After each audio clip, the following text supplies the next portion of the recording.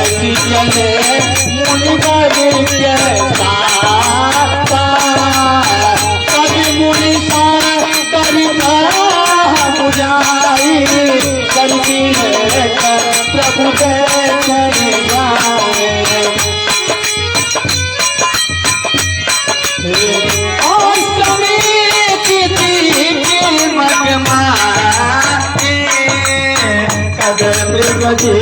वजा तू करना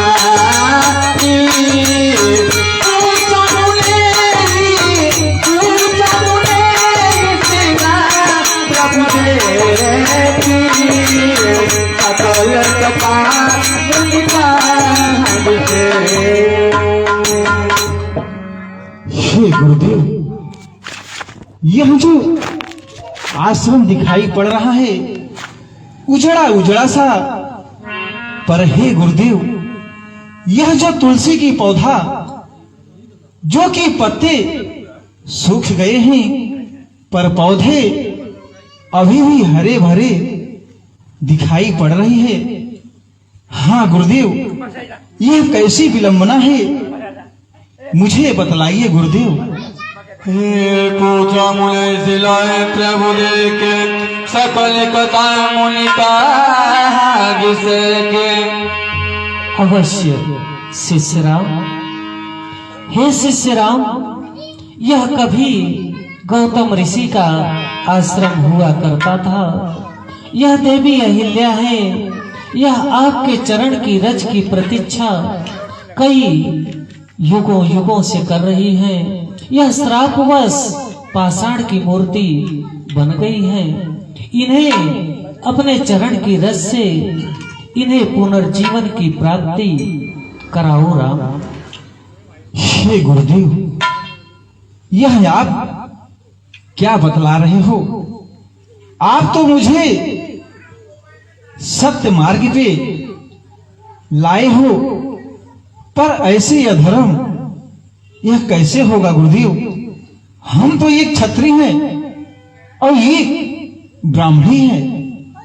हाँ गुरुदेव, हम हैं क्षत्रिय अहिल्या। हाँ गुरुदेव, हम हैं क्षत्रिय अहिल्या, गुरु ब्राह्मणी इसके सिर पर चरण ना धरा जाएगा। हमें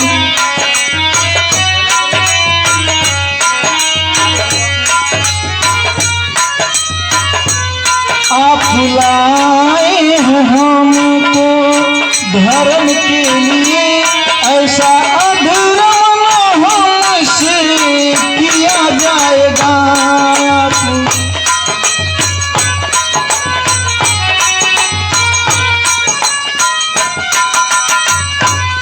हमें क्षत्रिय अहिल्या, गुरु ब्राह्मणी इसके सिर पर चरण धरा जाएगा। आप लाए हैं हमको धर्म के लिए, ऐसा अधर्म जिसे किया जाएगा।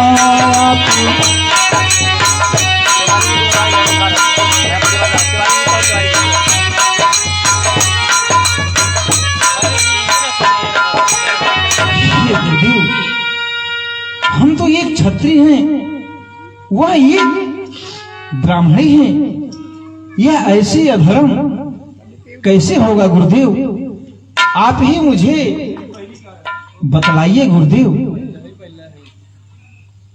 धन्य है शिष्य राम, आप धन्य हैं। मैं आपके एक नारी के प्रति जो सम्मान है उस सम्मान का आदर करता हूँ, परंतु हे राम, इनकी यह देवी अहिल्या की बड़ी ही दुखद कथा है। मैं इनके दुखद कथा को शब्दों में नहीं बता सकता राम। इतना इनका दुख भरी कथा है कि मैं उसे आपको शब्दों में नहीं बता सकता राम। परंतु हे शिष्य राम, एक समय की बात है कि देवी अहिल्या अपने गौतम ऋषि के आश्रम में अपने सखाओं के साथ, अपने शिष्यों के साथ बड़े ही प्रेम पूर्वक जीवन व्यतीत कर रही थी। एक समय स्वर्ग देव से, स्वर्ग लोक से देवताओं का राजा इंद्र इस पृथ्वी लोक में विचरण करने के लिए आया। भ्रमण करते करते देवताओं का राजा इंद्र देवी अहिल्या के और गौतम ऋषि के आश्रम तक पहुंचा।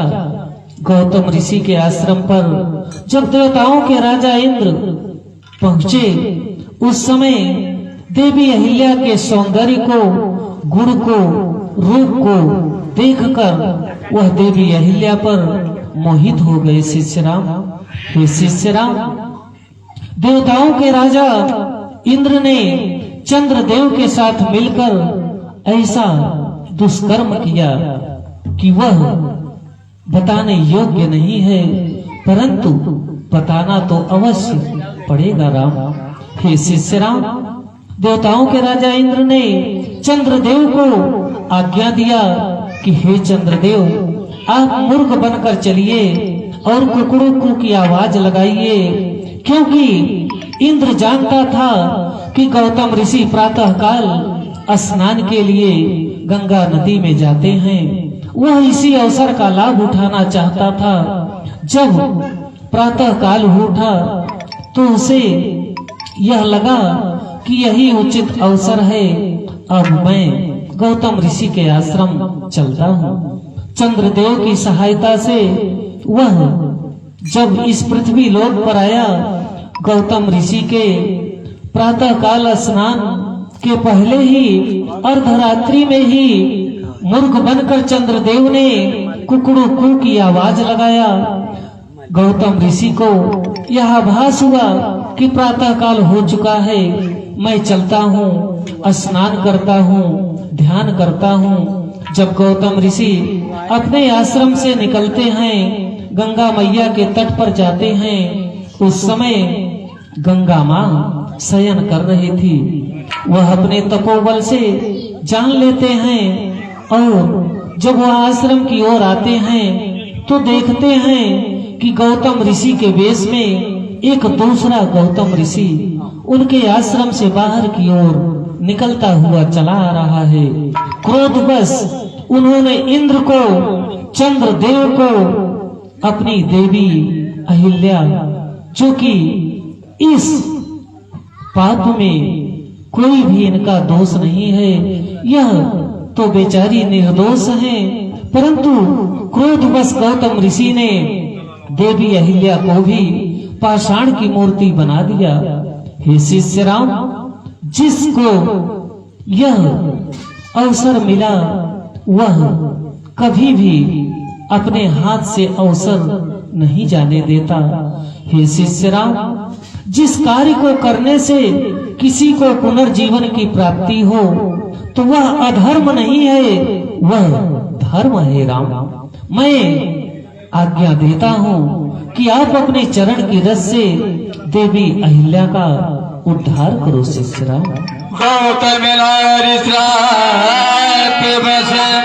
उबल देह भरी दीन, चरण कमल रज चाहते, कृपा करो रघुवीर, परिषद पद पावन को करता, जगत भये सब पूज कहे, देखत रघुनायक सन सुखदायक, सन्मुख होए कर जोर रहे, पति प्रेम रघेरा पुलक करेरा, हकी नहीं आवै बचन कहे, पति जय बड़ भागी कर नहीं लागे, जुगल नयन जलधार बहे, मुनि ताप जो देना अति बल कीना, परम अनुग्रह मैं माला, देखूं बर लोचन हरि भव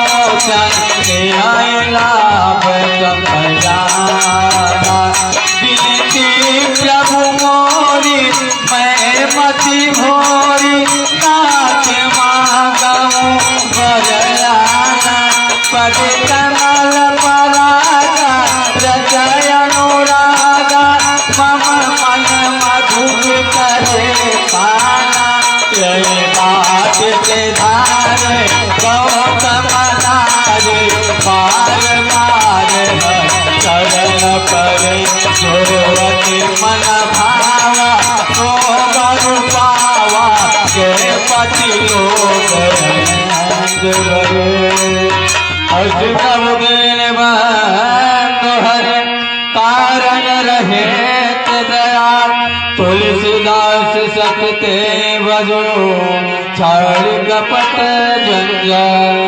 हे प्रभु, हे करुणा निधान, मैं आपके चरणों की रज पाकर अपने पति के श्राप से मुक्त हुई। हे प्रभु, अब हमें पति लोग जाने की आज्ञा दीजिए ना।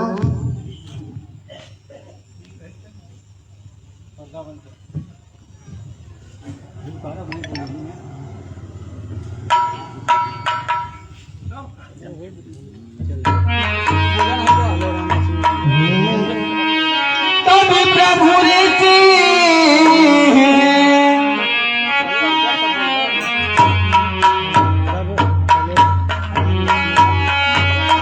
चले राम लक्ष्मण मोहन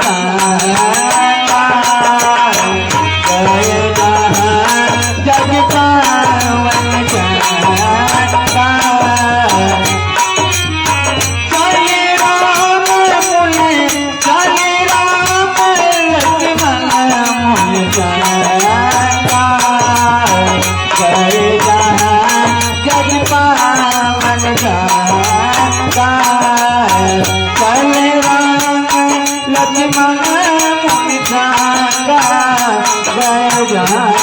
जग पावन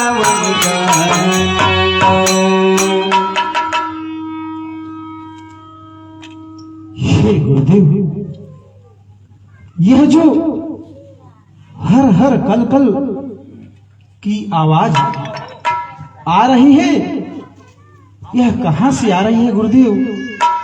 और हे गुरुदेव, यह जो जलधारा दिखाई दे रही है, यह कहां से उत्पन्न हुआ गुरुदेव? मुझे बतलाइए गुरुदेव। गौर सुने सभी कथा सुनाए जय प्रकार सुर सर मह आए। हे शिष्य राम और लक्ष्मण, यह गंगा माँ है, इन्हें प्रणाम करो, स्नान करो, दान करो। उसके बाद यह स्वर्गलोक से पृथ्वी लोक में गंगा मैया का अवतरण किस प्रकार हुआ, यह कथा भी मैं आपको अवश्य बतलाता हूँ राम। तभी प्रभु ऋषि हैं, तभी प्रभु ऋषि हैं समेत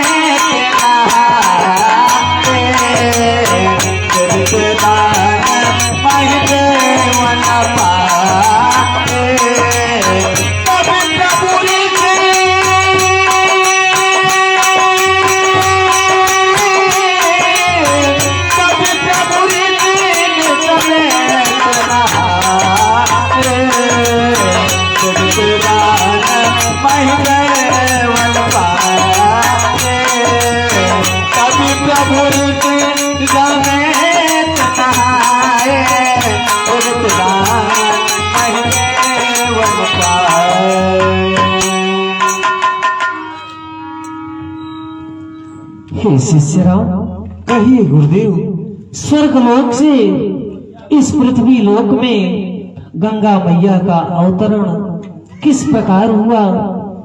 स्वर्गलोक से पृथ्वी लोक में गंगा मैया को लाने का श्रेय आपके पूर्वजों को जाता है शिष्य राम। हे शिष्य राम, आपके राजा सगर थे, आपके पूर्वज, उनके 60,000 पुत्र थे।